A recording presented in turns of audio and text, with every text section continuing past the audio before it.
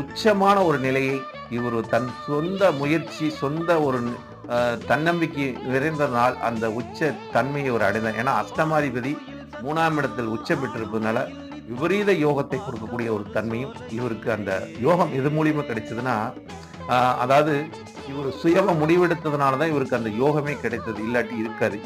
இவர் மத்தவங்க பேச்சோ, ஒருத்தர் சொல்படி கேட்டிருந்தான்னா, இவர்னால இந்த அளவுக்கு இந்த இசைய நமக்கு மண் தத்துவத்தில் பிறந்தவர், இந்த அளவுக்கு நமக்கு இசையை குடுத்திருப்பார்ன்னு பார்த்தா நிச்சயமா முடியாது.